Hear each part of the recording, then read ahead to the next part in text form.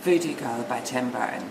Her skin is white cloth and she is also in part. She has many coloured pins sticking out of her heart. She has a beautiful set of hypnodisc eyes, the one that she uses to hypnotise guys. She has many different zombies who are deeply in her trance. She even has a zombie who was originally from France.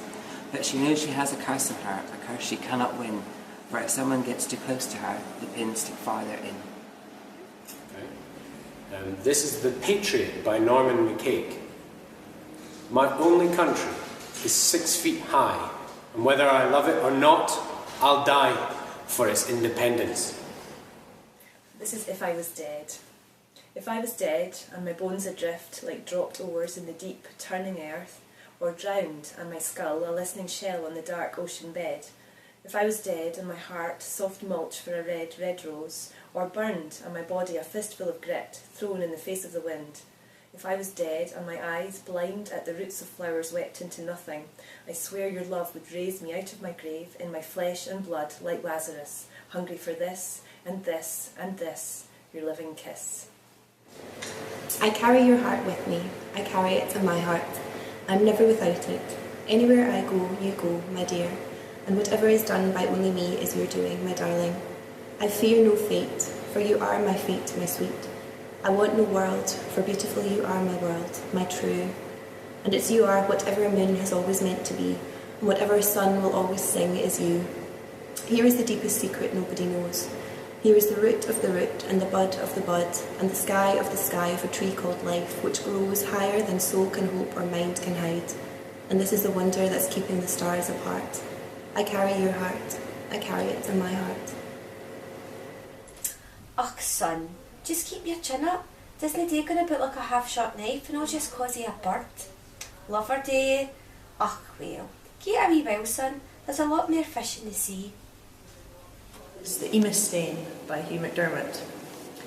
In the how dum deed of the cold hair snicht, the world like an Eemis stain wags in the lift, and my eerie memories fall like a yowden drift. Like a yowden drift, so as I couldna read the words cut out in the stain, had the fug of fame and history's hazel raw no yeard it then.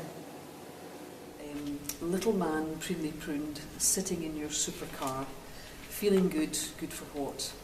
Your antiseptic body atrophying as you tap your manicured nails in the weave. Or is it Johnny Mathis? Your super shoes crippling your freshly showered feet. You never walk anywhere, so it doesn't really matter anyway. Smelling strongly of some super lady-killing aftershave available at all the right shops. Your tailored suit wasted on your pampered body because you've forgotten how to move. You only pose still, dead images. Where are your glazed eyes facing now? Who are you squashing tonight with your finely advertised credit cards? A little thin on top, carefully hidden, who's looking anyway with all that dazzling charm of yours? But I know about the overflowing waist, the shiny seat, the hazy eyes, the bad breath and the finger porn. Say hello to your wife. The fog rolled through the valley in great force. The bridge was down. They'd never leave that night. Once the girl got sticks and made a fire, it was quite snug. MacAndrew had his flask. The old organ took Curly's arpeggios very decently, and there was trout for supper. Poor Black thought he heard gunfire, but he was always hearing things. Owls, yes, but any guns were in the next valley. Niven brushed out her hair with her back to the fire, as if she'd always lived there. No one lived there except the dotty caretaker, and he'd gone to bed. Rod was telling stories about fog in the Ursa Major voice of his, when Black said, "Listen," and there were 4 smart taps on the French window. The girl swore afterwards she'd seen a shape, but it was only fog. The snow would have left footprints. Branches? Nothing was near. Bats then. Scrabbling was not the sound, it was knuckles on glass. "I tell you," Black began, but the macabre is of limited interest, like far-off gunfire, and this is not a ghost story. Curly thought the glass was cracking in an unaccustomed heat from the fire. Rod said it was the organ. They laughed and wrestled on the sheepskin. At first light, they all left for the next valley, blowing on their hands. "Snowshoes," the girl cried, but there was no one listening in that wind. So they found out nothing of the stranger who tapped the glass at dark and disappeared. They missed the code. They walked right into it.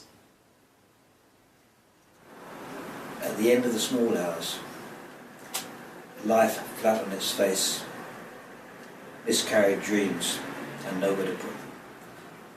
The river of life listless in this hopeless bed, not rising nor falling, unsure of its flow, lamentably empty, the air stagnant, unbrokenness of the brightness of a single bird.